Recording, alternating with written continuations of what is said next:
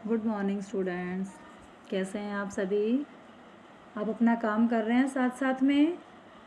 बेटा आप अपना काम कंप्लीट करते रहो साथ साथ में, नहीं तो जब आओगे तो बहुत सारा काम आपका इकट्ठा हो जाएगा। तो इसलिए साथ साथ करते रहो, ठीक है। जब आपके लिए बेनिफिट भी होगा कि आप जब दोबारा एक बार इसको करेंगे तो जल्दी से समझ आ जाएगा, ठीक है। लर्न भी साथ साथ हो जाएगा फिर वो, ओके। अभी अपना टॉपिक चल रहा था भूकंप, तो आज हम पढ़ेंगे भूकंपीय तरंगों का संचरण। कि भूकंपीय तरंगे संचरण होता है उनका मूवमेंट, कि भूकंपीय तरंगों की मूवमेंट, ओके। क्या कहता है कि भी भिन्न भिन्न प्रकार की भूकंपीय तरंगों के संचरित होने की प्रणाली भी भिन्न भिन्न होती है, ठीक है। विभिन्न प्रकार की भूकंपीय तरंगों के संचरण होने की प्रणाली भिन्न भिन्न होती है। जैसे ये संचरित होती है तो शैलों में कंपन पैदा होता है। कल भी हमने पढ़ा था कि जब भी वो जब भूकंप से जो हमारी प्लेटें जब आपस में खिसकती हैं तो वहाँ से ऊष्मा निकलती है, और उस ऊष्मा के निकलने से क्या होता है, जो ऊपर शैलों में जो प्रेशर बनता है उस प्रेशर के कारण उनमें कंपन पैदा हो जाता है, और वो गुरुत्वाकर्षण जब कम हो जाता है, उनमें घर्षण कम हो जाता है, तो वो एक दूसरे से दूर हो जाती हैं और वहाँ से तरंगे निकलती हैं, ठीक है। तो ये दो तरह की थी, पी और एस तरंगे, दो थी, primary and the secondary. P तरंगे जब निकलती हैं तो वो क्या करती हैं, एक ही हॉरिजेंटल वे में चलती हैं, क्षैतिज के साथ साथ, ठीक है। प्राइमरी जो तरंगे होती हैं वो एक ही दिशा में समानांतर होती हैं, ठीक है, कि सीधी सीधी चलती है नीचे साथ साथ में, ठीक है। और यह संचरण गति की दिशा में पदार्थ पर दबाव डालता है, कि गति पर दबाव डालता है। मान लो किसी चीज़ के साथ साथ जा रहे हैं तो हम हमारे सामने जो भी चीज़ आएगी उस पर क्या डलता है, दबाव डलता है, ओके। और दूसरा इसने क्या कहा है, जिसके कारण, उस दबाव के कारण क्या होता है, उसके घनत्व में भी भिन्नता आती है। जो पदार्थ होता है, पदार्थ के घनत्व में भी भिन्नता आती है, अलग अलग हो जाता है वो भी, ठीक है। अब दूसरी है एस तरंगे। एस तरंगे कहाँ से चलती हैं? एस तरंगे चलती हैं वर्टिकली, ऊपर से नीचे की तरफ या नीचे से ऊपर की तरफ आती हैं ये, ठीक है। जब ये ऊपर से नीचे की तरफ आती हैं तो क्या होता है इसमें, कि मान लो हम कोई भी चीज़ धागे में से ना, सुई निकाल रहे हैं किसी कपड़े में से, तो नीचे से उठाते हैं ना, ऊपर से ऊपर की तरफ लेके आते हैं, तो ये क्या करता है, इसमें एक उभार सा उत्पन्न कर देता है समकोण पर, एक राइट एंगल पर, उसमें से वो क्या बना देता है, या तो गर्त बना देता है या कोई उभार बना देता है, ठीक है। मान लो किसी चीज़ में से बीच में से एक तो किसी चीज़ के बीचों बीच निकलना, ठीक है, ये करती है एस तरंगे, किसी चीज़ के बीचों बीच निकलती है, और पी तरंगे होती है उसके बराबर बराबर चलती हैं। आगे समझ में? तो अब है कि जो धरातल पर सबसे अधिक विनाशकारी भी समझी जाती, क्यों? क्योंकि ये बीच में से चीरती हुई बाहर निकलती हैं। देखते हो ना, जब तरंगे, ये एस तरंगे धरातल पर आती हैं तब क्या होता है, धरती फट जाती है बीच में से। तो ये वही है, या तो गर्त बनाएगी या उभार बना देती है, ठीक है। नीचे से मान लो ज्वालामुखी फटी, तो ज्वालामुखी जब बाहर आ रही है तो उभार बनकर आ रही है, उन्हीं तरंगों के कारण, उसी ऊर्जा के कारण वो ज्वालामुखी फट रही है, ठीक है। लेकिन उसकी वेव अलग है, ये अलग है, ठीक है। अब आगे आता है हमारा नेक्स्ट है छाया क्षेत्र का उद्भव। छाया क्षेत्र क्या बताया है इसमें, कि जो भूकंप की जो तरंगे हैं, पी और एस तरंग, ठीक है, पी और एस तरंग है, इसमें क्या बताया है इसने, कि जो ये है हमारा पी और एस तरंग में भूकंप लेखी यंत्र दूर से, जो सिस्मोग्राफ होता है, हम इस सिस्मोग्राफ से भूकंपीय तरंगों का मापन करते हैं। वो कहता तो वो ऐसा क्षेत्र जहाँ कोई भी भूकंपीय तरंगे नहीं पहुँचती हैं, ठीक है, जहाँ कोई भी भूकंपीय तरंगे नहीं पहुँच पाती हैं, उसे हम क्या कहते हैं, इसका छाया क्षेत्र कहते हैं।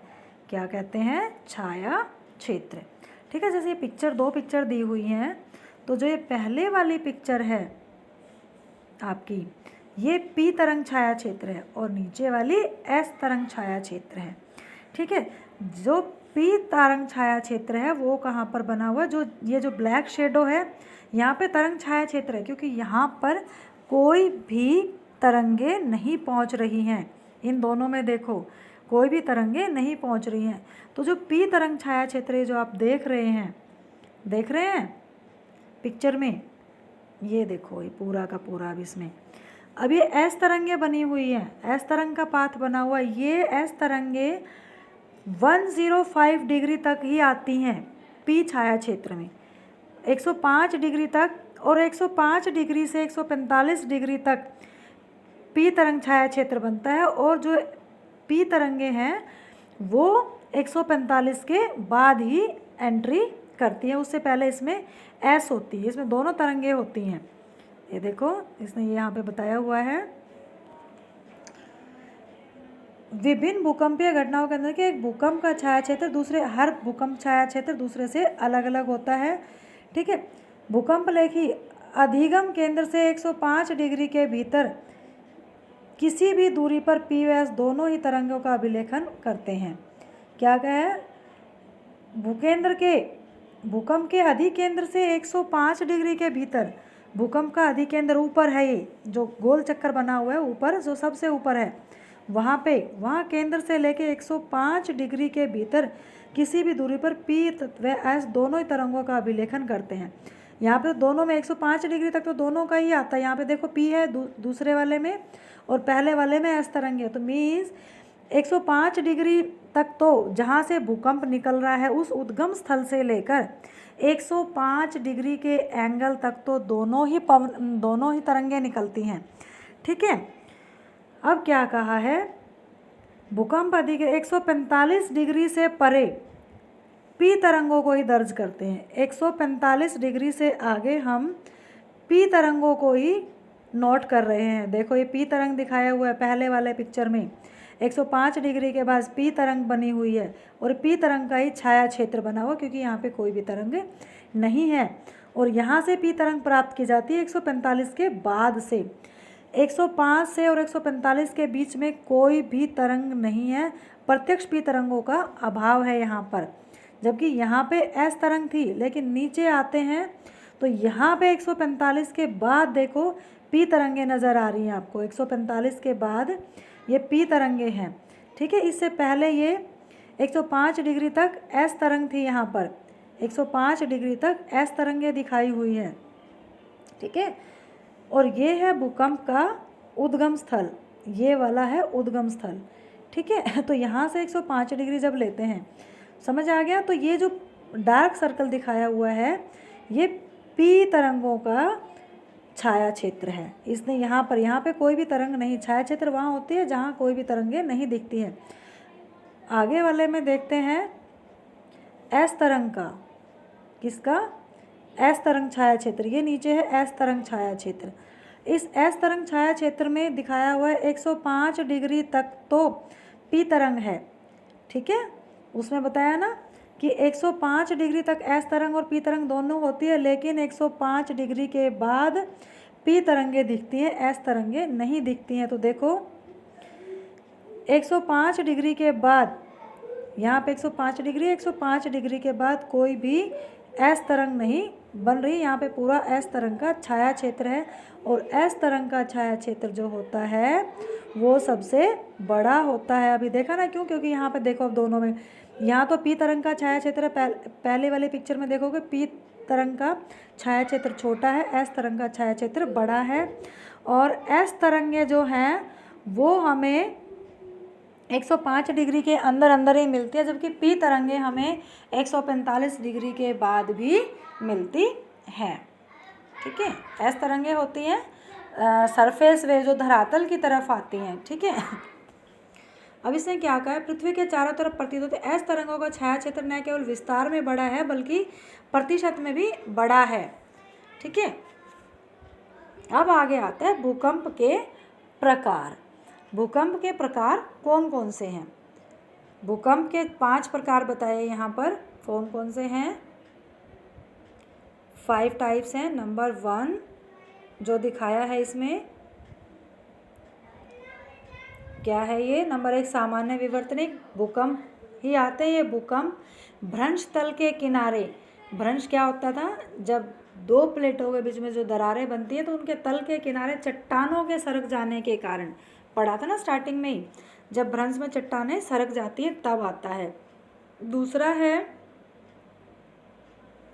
विशिष्ट वर्ग के, दूसरा है विशिष्ट वर्ग के विवर्तनिक भूकंप, विवर्तनिक प्लेटों के द्वारा ज्वालामुखी के साथ जो आते हैं फटते हैं तब। तीसरा है खनन क्षेत्रों में, खनन क्षेत्र जब होता है तो ज़मीनें वगैरह खिसक जाती है तो उससे होता है। और पांचवा टाइप है कभी कभी परमाणु व रासायनिक विस्फोट से भी भूकंप आता है, जैसे हमने परमाणु वो परीक्षण करते हैं ना उस टाइम पे। और पांचवा है जो भूकंप बड़े बांध वाले क्षेत्रों में आते हैं उन्हें बांध जनित भूकंप कहा जाता है, जहाँ बांध वगैरह से भी आते हैं। तो ये थे भूकंप के प्रकार।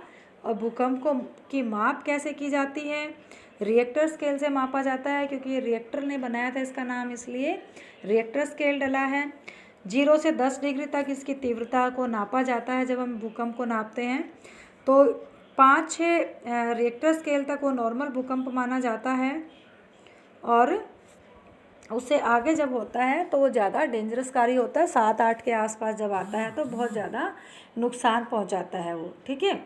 आगे भूकंप के प्रभाव, भूकंप के प्रभाव, ये आप सबको पता है कि भूकंप के प्रभाव क्या होता है, भूमि हिल जाती है, धरातल खिसक जाती है, भूस्खलन होता है, ठीक है।